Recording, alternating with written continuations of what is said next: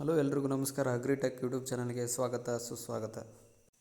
ಎಲ್ಲರಿಗೂ ಗೊತ್ತಿರುವಂತೆ KT ಅವರು KSನ ನೋಟಿಫಿಕೇಷನ್ನ ರದ್ದು ಮಾಡಿ ನೋಟಿಫಿಕೇಷನ್ ಮಾಡುವಂತೆ KPSCಗೆ ಸಲಹೆ ನೀಡಿದೆ. ಆದರೆ ಇನ್ನೂ ಸ್ವಲ್ಪ ಜನರಲ್ಲಿರ್ತಕ್ಕಂತಹ ಗೊಂದಲ ಏನಪ್ಪ ಅಂದರೆ, ಈಗಾಗಲೇ ನೋಟಿಫಿಕೇಷನ್ ಆಗಿರ್ತಕ್ಕಂತಹ ಮತ್ತು ಎಕ್ಸಾಮ್ ಕೂಡ ಮುಗಿದಿರ್ತಕ್ಕಂತಹ PDO, motor vehicle inspector, AO, AO ಮತ್ತು ವೆಟರ್ನರಿ ಆಫೀಸರ್ ಮುಂತಾದ ನೋಟಿಫಿಕೇಷನ್ ಕೂಡ ರದ್ದಾಗ್ತವ ಅನ್ನೋ ಪ್ರಶ್ನೆ ಎಲ್ಲರನ್ನೂ ಕಾಡ್ತಾ ಇದೆ. ಅದಕ್ಕಾಗಿ ನಾವು KPSCಯ ಹೆಲ್ಪ್ಲೈನ್ ನಂಬರ್ಗೆ ಕಾಲ್ ಮಾಡಿ ಈ ರೀತಿ ಕೇಳಿದೆವು. ಸರ್, KTಯು KSನ ನೋಟಿಫಿಕೇಷನ್ನ ರದ್ದು ಮಾಡುವಂತೆ ಹೇಳಿದೆ, ಅದೇ ರೀತಿ ಉಳಿದ ನೋಟಿಫಿಕೇಷನ್ಗಳು ಕೂಡ ರದ್ದಾಗುತ್ತವ ಅಂತ ಕೇಳಿದಾಗ ಅವರು ಹೇಳಿದ್ದು ಏನಪ್ಪ ಅಂದರೆ, ಇಲ್ಲ ಎಲ್ಲ ನೋಟಿಫಿಕೇಷನ್ಗಳು ರದ್ದು ಆಗಲ್ಲ, ನೀವು ಮಿಸ್ಗೈಡ್ ಆಗಬೇಡಿ ಅಂತ ಹೇಳಿದರು.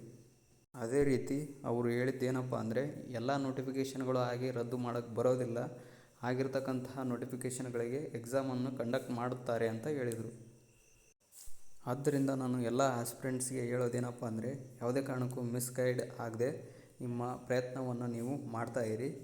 Hope for the best. Thank you for watching this video. Please subscribe to my channel.